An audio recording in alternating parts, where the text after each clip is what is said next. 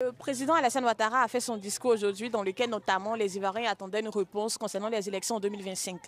Mais il ne s'est pas prononcé sur le sujet, le problème avec Laurent Gbagbo et les prisonniers politiques. Pour vous, c'était une stratégie de sa part? Stratégie ou pas, ce qu'il faut retenir, c'est que le président Alassane Ouattara n'est pas un homme de parole. Parce que ce n'est pas la première fois qu'il s'est adressé à la nation. La dernière fois, en 2018-2019, il avait annoncé à la nation qu'il ne serait pas candidat. Mais au dernier moment, il a été candidat.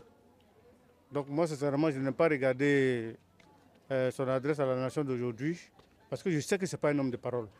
Il ne va jamais respecter sa parole. Donc c'était inutile de regarder. Est-ce que vous avez des craintes concernant les élections en 2025? Ah, bien sûrement, il y a des craintes.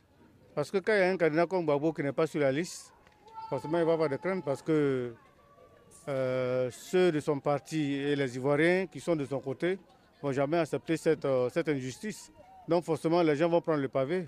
Et en face d'eux, s'il y a une relation violente, il va y avoir certainement du grabuge. Il veut faire, c'est comme si quel est mandat mais qu'elle a. Ça sera le deuxième mandat de la Troisième République.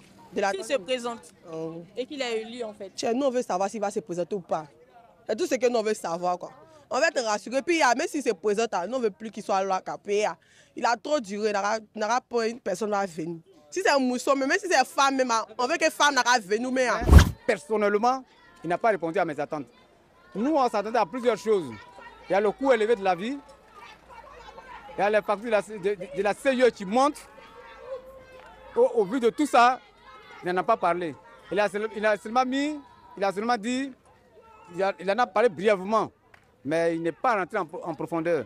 Donc, me concernant, je ne suis pas encore satisfait du discours du président. J'aurais souhaité qu'il nous clarifie, surtout sa candidature pour les prochaines élections. Il n'en a pas parlé. Il y a plusieurs facteurs dont il devait parler pour essayer d'amener un peu la paix dans le pays. Il y a les prisonniers politiques, il y a surtout la candidature de M. Laurent Gbagbo, qui n'en a pas parlé.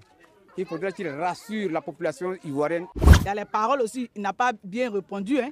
Et concernant côté les Ivoiriens, comment vivre, on doit vivre normalement, là, côté ça aussi, n'a qu'à voir. C'est pas possible. On doit vivre bien dans notre propre pays. On ne peut pas partir ailleurs, puis on souffre ici encore, on va venir souffrir, c'est pas normal. Et concernant les élections en 2025, normalement le président devait nous dire s'il allait se présenter en 2025 et si le président Laurent Gbagbo allait pouvoir se présenter. Quel est votre avis sur ça? Il n'y a pas de problème. Si c'est moi seulement, Ado n'a qu'à quitter. Il n'a qu'à partir, il n'a qu'à prendre la génération. Une nouvelle génération? Oui, une nouvelle génération pour que la Côte d'Ivoire puisse avancer, quoi. Il n'a pas se présenter pour 2025? Oui, il n'a qu'à quitter. C'est ça qui amène toujours le débat en Côte d'Ivoire. Abou Ben Riou n'est pas bête.